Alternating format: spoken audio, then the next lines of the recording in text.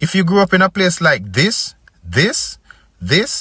or even this, you were rich. Let me explain. When we were growing up in the Caribbean, we were told one thing over and over. You were poor and the real opportunities are abroad. But what if I told you that this was one of the biggest lies ever told to us? Let me break it down. We weren't just not poor, but we were rich in ways we didn't even realize. And as the years passed, that truth became glaringly obvious. First of all, who came up with the idea that having fresh air, a backyard full of mango trees, and the freedom to run about barefooted was poverty? They had us thinking that not having the latest gadgets or fast food meant we were behind. Now, looking back, the joke is on them. While many countries were drowning in processed foods and pollution, we were eating real food straight from the land. Breadfruit roasting on an open flame, ackee and saltfish and dumpling, and ripe bananas picked fresh from the tree. Those weren't just meals, they were luxury in disguise. Organic food is now $1 billion industry abroad, but we had it for free. What a thingy. Now let's talk about health. While other nations were struggling with obesity and heart disease from their modern diet, we were running around like track stars, fueled by natural nutrients and sun-kissed fruit. Or, we were living like royalty.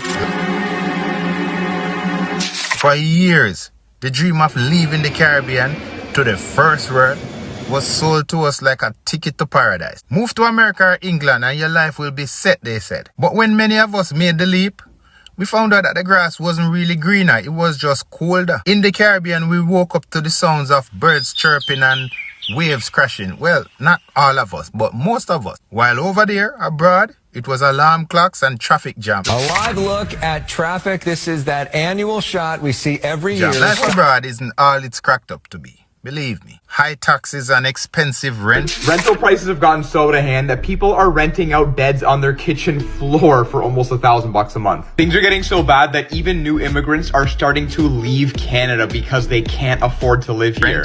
And long winters that have you questioning your life choices. And here's the irony.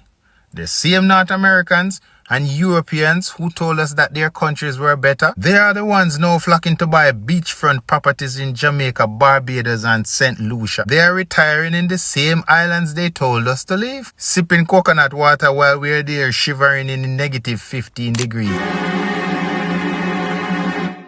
This one stung the most because it made us feel like we had to leave to make something of ourselves. Sure, the Caribbean does have its challenges. Every place does. But what we didn't realize back then was how much potential the region held. And I think a lot of people right now still don't realize. Tourism is one of the biggest industries in the world. And guess what? We're living in the heart of it. People save their entire lives just to afford one vacation to places we call home. We grew up near beaches people would pay thousands just to see. Plus, we are surrounded by a culture that sells itself. And now as global conversations turn towards what they call sustainability and wellness, the Caribbean's natural resources and lifestyle are more valuable than ever. Listen, my friend, we had and still have what the world wants. Authenticity, warmth, and a connection to nature. No, they said we were missing out because we didn't have big theme parks and fancy malls. But ask anyone who grew up in the Caribbean and they will tell you our childhoods were magic. We didn't need video games. We had outdoor adventures. We made kites. I remember making the kites from scraps of paper and bamboo and string. We played cricket in the streets and swam in rivers that seemed endless. We were free, truly free. No screens, no artificial fun.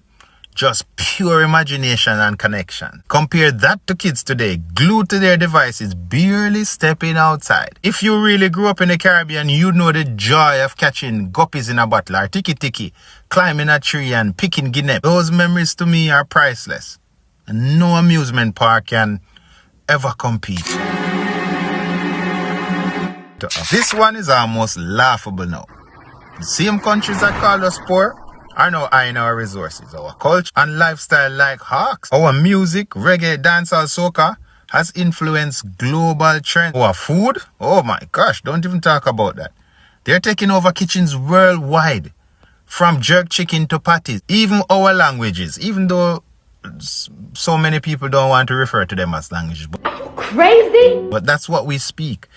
the Patois, the Creole, depending on the island you are from, they're being celebrated as unique cultures. Think about the way people in London talk these days. People in Toronto. The Patois is such a major part of the way they talk these days that they're actually claiming it as their own. And let's not forget the millionaires buying up properties on Caribbean islands. They've realized what we always had, and it's simple. A life filled with sunshine, flavor, and soul. My friend, that's priceless. The lies we were told about Caribbean life was never about us. They were about making us believe we need to leave to find value. But the truth is, my friend, we, Caribbean people, we have always been rich. Rich in culture, rich in resources, rich in life. It's time we stop letting others define our worth and start embracing what we've always known deep down. If you look carefully, the Caribbean isn't just home. It's paradise. I hope our leaders can see this because so many of them have sold out. Drop your island's flag in the comments if you're representing your country's pride.